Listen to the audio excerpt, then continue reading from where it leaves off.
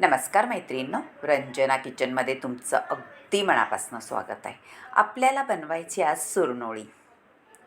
सुरनोळी म्हटलं का कोकणातला पदार्थ अगदी अप्रतिम असा पदार्थ होतो. त्यासाठी घेणार आहे आपण 2 वाट्या रेशनिंगचे तांदूळ. 2 वाट्या रेशनिंगचे तांदूळ घेतल्यानंतर आणखीही ही पदार्थ त्याच्यात घालायचे आहेत.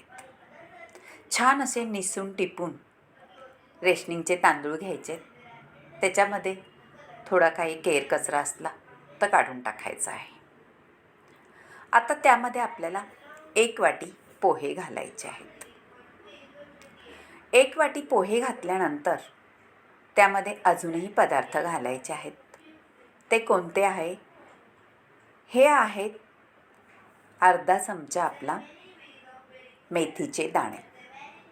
जास्त घालायचे नाही. बडीशेप 2 चमचे घालायची आहे.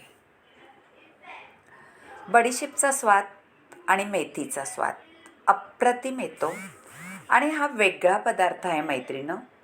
तुम्ही कधी केला आहे का? नसला केला तर नक्कीच करून पहा. आता आपल्याला छान तांदूळ धुवून घ्यायचे आहेत. चोळून धुवायचे आहेत. रेशनिंगच्या तांदळाचं 2-3 पाण्याने धुतलं तर छान स्वच्छ होतात. नाहीतर असं थोडंसं काळं पाणी निघतं. पहा, दिसतंय ना? हे काढून टाकायचं आहे आणि 2 पाण्याने आणखीन खळबळून धुवायचे आहेत.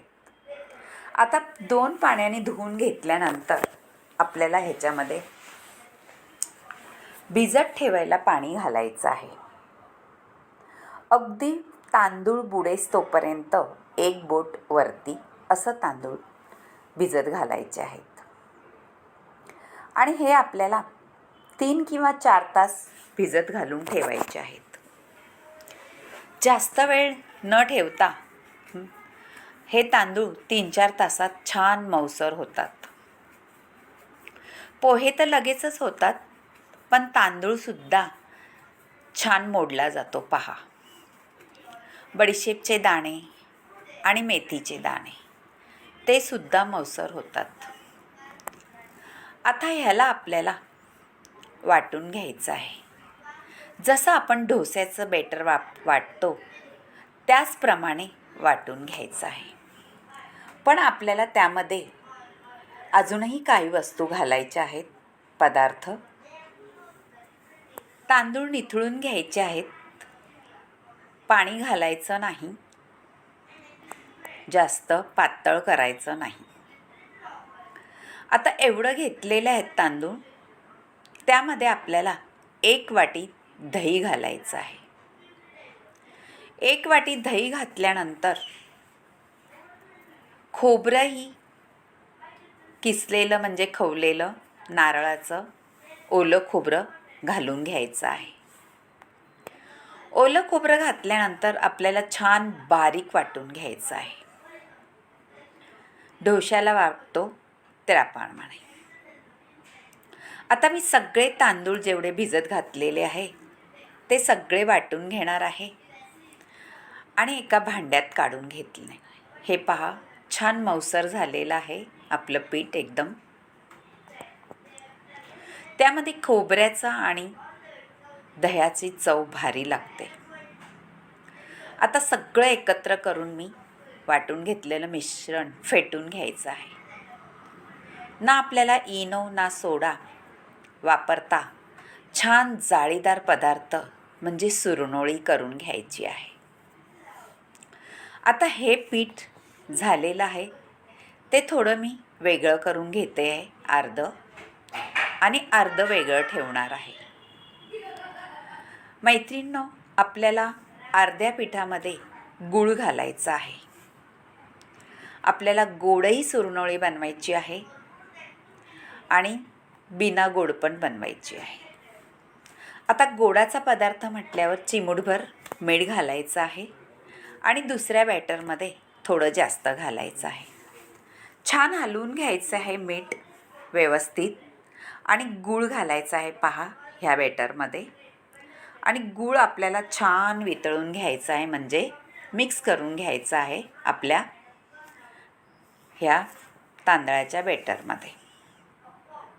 गूळ, खोबरं, बडीशेप, मेथी दाणे, मिठाचीही त्याला खूप छान चव येते. आता थोडीशी हळद घातली आहे, चिमूटभर, म्हणजे आपल्या सुरनोळीला अगदी अप्रतिम कलर येतो. छान ढवळून घ्यायचं आहे, अगदी गूळ वितळेस तोपर्यंत. गूळ वितळून झाला का आपल्याला त्याची सुरनोळी बनवायची आहे. आता आपण गॅसवरती एक पॅन ठेवून द्यायचं आहे आणि थोडंसं अर्धा चमचा तूप घालून घ्यायचं आहे. आपल्याला तुपात बनवायची आहे सुरनोळी. आता आपण जे गूळ घातलेलं बॅटर आहे ते घालून घ्यायचं आहे आणि छान थोडंसं पसरवायचं आहे आणि आपल्याला त्याच्यावरती झाकण ठेवायचं आहे मैत्रिणींनो. झाकण ठेवल्यानंतर आपल्याला मीडियम गॅस करायचा आहे. आता आपला सुरनोळी हा पदार्थ छान जाळीदार, मऊ, लुसलुशीत, होटाने तोडावा असा होणार आहे. आता झाकण ठेवून घेतल्यानंतर पहा, झालाय का नाही एकदम जाळीदार. वरून तूप घालून घ्यायचं आहे आणि पलटी करायचीही आपल्याला गरज नसते. वरूनही छान शिजला जातो झाकण ठेवल्यामुळे. आता तुम्ही मागच्या बाजूनी पण पहा, किती सुंदर कलर आलेला आहे. हे फक्त तुम्हाला मागचा भाग दाखवण्यापुरतं मी पलटी केला आहे. आता अशाच सुरनोळ्या आपल्याला सगळ्यात करून घ्यायच्या आहे. गुळाच्याही करायच्या आहे आणि बिना गुळाच्याही करायच्या आहे. झटपट होतात, काहीही वेळ न लागता सुरनोळीचा पदार्थ अगदी सगळ्यांना आमच्या घरात आवडला. तुम्हालाही आवडेल असा कोकणातला पारंपरिक पदार्थ. एकदा नक्की करून तर पहा, कमालीची रेसिपी आहे. कोणी पाहुणे यायचे असले तर तुम्ही हा पदार्थ भिजत घाला आणि आल्यानंतर पटापट सुरनोळी तयार करून द्या. नक्कीच त्यांना आवडेल.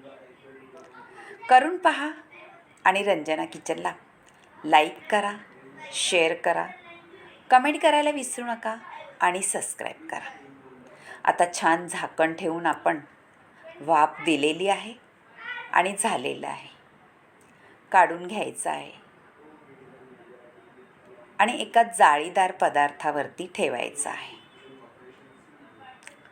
आता हे काढून घेतल्यानंतर आपण आता एक पांढरा सुरनोळीसुद्धा करणार आहे.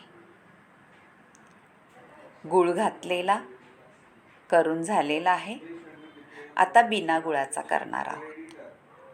तो सुद्धा चटणीबरोबर इतका अप्रतिम लागतो का आपण डोसा विसरून जाईल इतकी भन्नाट रेसिपी होते. आता छान खरपूस भाजून मागे सुद्धा झालेला आहे. असे सगळे आपण करून घेऊ आणि पांढरा सुरनोळी तुम्ही चटणीबरोबर खा आणि जो गूळ घातलेला आहे तो तुम्ही असाचही खाऊ शकता.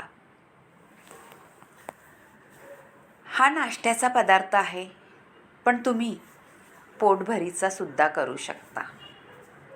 झटपट उन्हाळ्यात होणारा पदार्थ आणि आपल्या पोटाला थंडावा देणारा गरमीमध्ये. झालेलं आहे असेच जाळीदार, मऊ, लुसलुशीत, होटाने तोडावा असे सुरनोळी तयार झालेली आहे. नक्कीच करून पहा आणि परत एकदा सांगते, रंजना किचनला लाईक करा, शेअर करा, कमेंट करायला विसरू नका आणि सबस्क्राईब करा. अगदी झटपट होणारा पदार्थ तुमच्या मुलांना आवडेलच, मोठ्यांनाही तेवढाच आवडेल. आमच्या मुलांना आणि घरातल्यांना खूपच आवडला. झालेलं आहे, आपण आता वाढून घेऊ. छान 2 वाट्या तांदळामध्ये भरपूर असे 7-8 जणांसाठी पदार्थ तयार होतोय. नक्कीच करून पहा. एकदम मऊ लुसलुशीत असा झालेला आहे.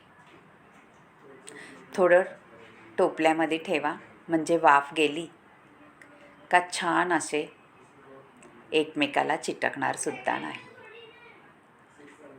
झालेले आहेत. बाय मैत्रिणींनो, भेटूया अशाच नवनवीन रेसिपीमध्ये.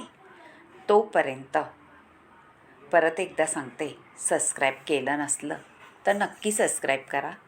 माझ्या रेसिपी तुमच्यापर्यंत पटकन पोचतील. Bye bye. भेटूया पुढच्या रेसिपीत.